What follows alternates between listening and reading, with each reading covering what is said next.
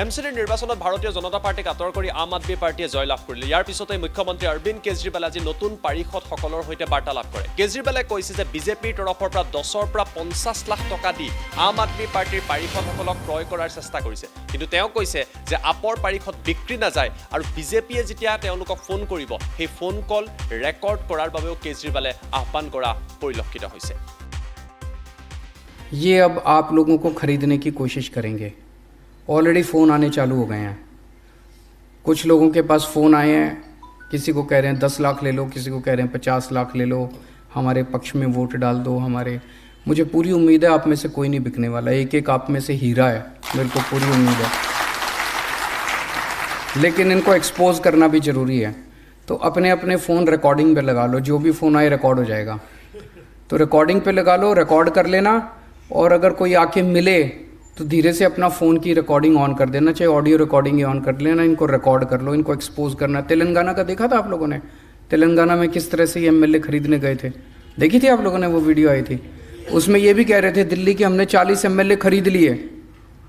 तो 100 करोड़ रुपए तेलंगाना के एमएलए, तेलंगाना की सरकार गिराने के, उन्होंने रिकॉर्डिंग कर ली इनकी सारी, और ये फंस गए।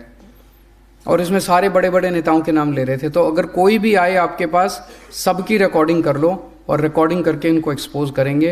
इनकी कुरीतियाँ जनता के सामने लाना बहुत ज़रूरी है।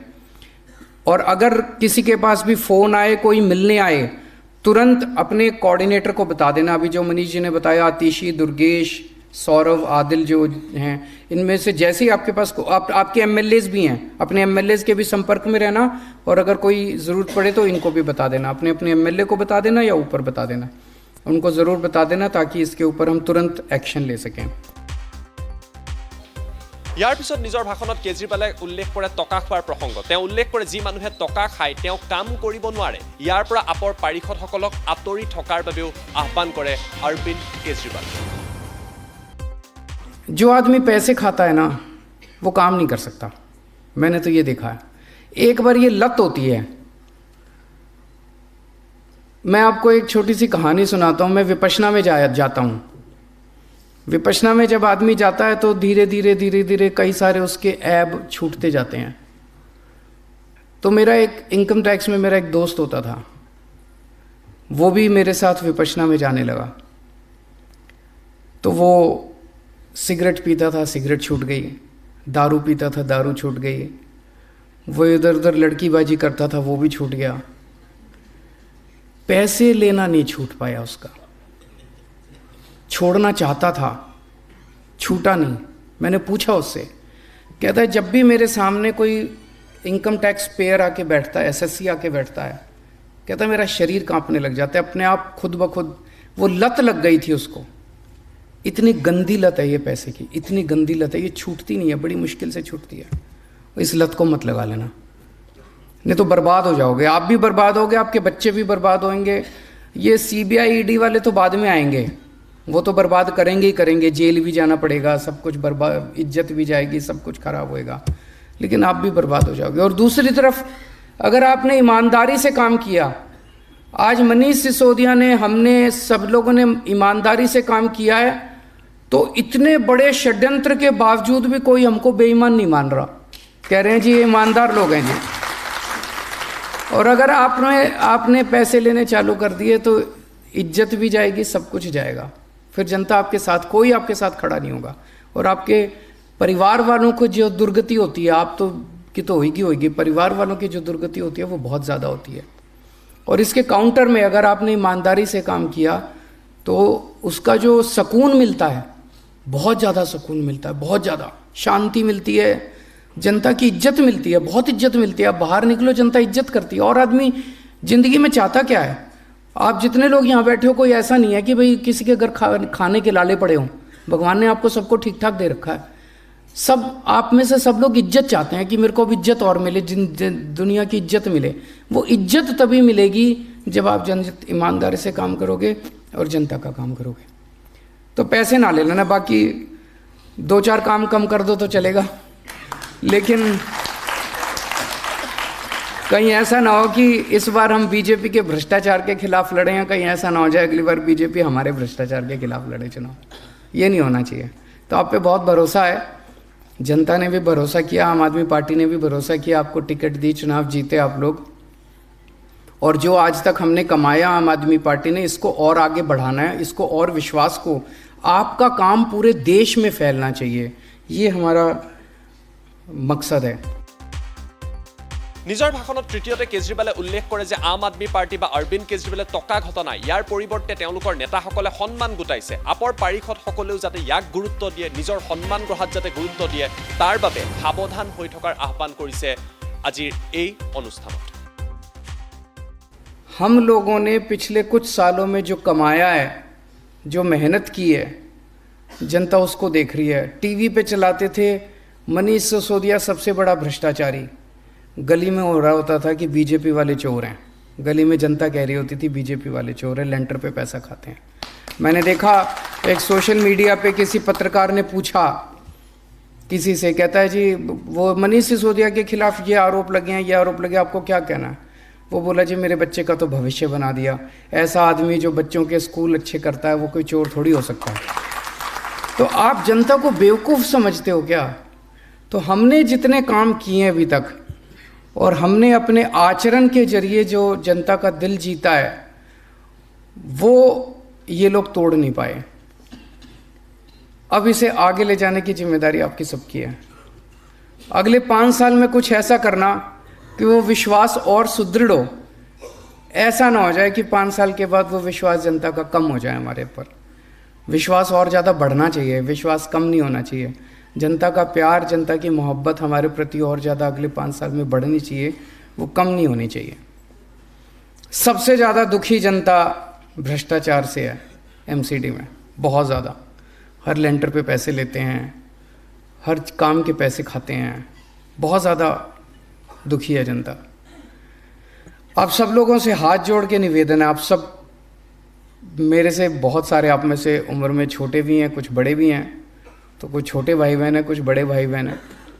सबके भाई की तरह मैं यही कहना चाहता हूँ कि मैंने अपनी ज़िंदगी में सब कुछ देखा है। इनकम टैक्स में भी था मैं, वहाँ भी खूब पैसे कमा सकता था। उसके बाद फिर काफ़ी टाइम एनजीओ में काम किया, सुंदर नगरी की झुग्गियों में रहा। उसके बाद फिर मुख्यमंत्री बनने का मौका मिला, यहाँ भी खूब पैसे कमा सकते थे। लेकिन फिर अगर मैं पैसे कमाता तो फिर मैं कुछ भी नहीं कर पाता अपनी ज़िंदगी में। अगर आपने आगे बढ़ना है तो आपका चरित्र और आपका आचरण आपको आगे लेके जाएगा। आप अगर ये सोचो ना कि मैं पैसे कमा लूँ और किसी को पता नहीं चलेगा, सब पता चल जाता है सबको। और किसी को पता ना चले, ऊपर वाले को तो पता चलता ही है कि नहीं है? भगवान को तो मानते होगे, तो ऊपर वाले को तो पता चलता है जो भी करते हो। ये मान लेना कि अगर पैसे खाने चालू कर दिए तो ये आपका आखिरी मौका है ज़िंदगी का। भगवान ने आपको मौका दे दिया, आम आदमी पार्टी ने टिकट दे दी, जनता ने आपको जिता दिया। अब यहाँ से आगे का रास्ता आपके ऊपर है। ईमानदारी से काम करोगे, सेवा करोगे, बहुत आगे तरक्की करोगे। और अगर इसी बार लालच में पड़ गए तो ये सोच लेना अगली बार टिकट भी गई और जनता भी गई, सब कुछ गया। उसके बाद बस ये 5 साल ही हैं, उसके बाद और कुछ नहीं है। দিল্লীৰ এমচিডি নিৰ্বাচন যথেষ্ট কঠিন আছিল বুলি মন্তব্য কৰিছে মুখ্যমন্ত্ৰীগৰাকীয়ে, কিয়নো অমিত শ্বাহ, জেপি নাড্ডাৰ পৰা আৰম্ভ কৰি 7 গৰাকীকৈ মুখ্যমন্ত্ৰী, 17 গৰাকীকৈ কেন্দ্ৰীয় মন্ত্ৰীয়ে দিল্লীত প্ৰচাৰ চলাইছিল। আপৰ বিৰুদ্ধে বিজেপিয়ে ধাৰাবাহিকভাৱে অপপ্ৰচাৰ কৰিছিল, কিন্তু ইয়াৰ পাছতো 15 বছৰত যি বিজেপিৰ শাসন আছিলে সেই শাসন এমচিডিৰ পৰা আঁতৰাই আম আদমী পাৰ্টিয়ে এমচিডি দখল কৰিবলৈ সক্ষম হ'ল। मेरी नज़र में ये चुनाव बहुत बहुत बहुत मुश्किल चुनाव था। कुछ लोग कहते हैं आसान चुनाव था, लेकिन ये किसी भी हालत में आसान चुनाव नहीं था। जिस तरह से इन लोगों ने जिस लेवल के षड्यंत्र रचे और जिस तरह से इन्होंने पूरी मशीनरी को हमारे खिलाफ इस्तेमाल किया, उस तरह से ये मेरी नज़र में अभी तक हम जितने चुनाव लड़े हैं सबसे मुश्किल चुनाव ये था। पूरी की पूरी इनकी मशीनरी उतर आई। इनके 7 मुख्यमंत्री, 17 केंद्रीय मंत्री, अमित शाह जी खुद, जेपी नड्डा साहब खुद, इनके राष्ट्रीय अध्यक्ष, वो सारे तो थे ही। जिस तरह से इन्होंने मीडिया पे दबाव डाल के, मीडिया को धमका के, मीडिया की बाह मरोड़ के 24 घंटे हमारे खिलाफ दुष्प्रचार किया। रोज सवेरे 9 बजे मैं देखता था, 8:30-9 बजे एक वीडियो निकल के आ जाता था, कोई फर्जी वीडियो एक निकल के आ जाता था, और फिर वो 24 घंटे सारे चैनलों पे केवल और केवल वो वीडियो चलता था। हम पॉजिटिव राजनीति करने वाले लोग हैं। हम जब भी किसी चुनाव में जाते हैं हम कहते हैं जी हमने ये काम किए और हमें वोट दो, आगे हम ये काम करेंगे। हम अपने कामों की बात करते हैं, हम अपने कामों के इर्द गिर्द अपना नैरेटिव बनाते हैं। हमें तो नैरेटिव बनाने ही नहीं दिया इन्होंने। हम सोचते थे हम 10-11 बजे प्रेस कॉन्फ्रेंस करके आज ये कहेंगे कि हमें वोट दो, हम कूड़े के पहाड़ हटाएंगे। पता चलता था 8:30 बजे ही कोई वीडियो आ गया, वो 24 घंटे वीडियो ही चल रहा, हमारी प्रेस कॉन्फ्रेंस तो चलती ही नहीं थी। इतने वीडियो लेके आए, इतने फर्जी वीडियो लेके आए। तिहाड़ जेल के किसी ठग को पकड़ लिया, उससे चिट्ठियों पे चिट्ठियां लिखवा रहे हैं। कभी सत्येंद्र जैन को जेल में डाल दिया, कभी मनीष सिसोदिया के खिलाफ फर्जी केस कर दिए, कभी कैलाश गहलोत के खिलाफ फर्जी केस कर दिए। इतने सारे फर्जी case, CBI, ED, income tax की इतनी सारी रेड। मैं समझता हूं कि इस किस्म का युद्ध इन्होंने किसी के साथ नहीं किया जिस किस्म का युद्ध इन्होंने एमसीडी के चुनाव के दौरान किया। इन्होंने हमें बदनाम करने में कोई कसर नहीं छोड़ी। ये नहीं कहते थे कि बीजेपी वाले ये नहीं कह रहे थे कि भाई हम ईमानदार हैं और आम आदमी पार्टी वाले चोर हैं। वो ये कहते थे हम तो चोर हैं, ये भी चोर हैं, हमारे जैसे ही हैं ये भी। उनका पूरा का पूरा जो हम बार बार हर फोरम पे खड़े होके कहते हैं हम कट्टर ईमानदार हैं, ईमानदारी हमारी आइडियोलॉजी है, हम कट्टर ईमानदार हैं, वो इसको ध्वस्त करना चाहते थे कि नहीं ये ईमानदार नहीं है, ये हमारे जैसे ही हैं, ये ईमानदार नहीं है, ये हमारे जैसे ही हैं। इनका पूरा का पूरा ऑपरेशन इसी के ओर था। पर जनता को बेवकूफ़ थोड़ी बना सकते हो। ये लोग सोचते थे जनता पागल है, ये लोग सोचते थे जनता को बेवकूफ़ बना लेंगे। इनका सारे दुष्प्रचार के बावजूद जनता ने आपको वोट दिया।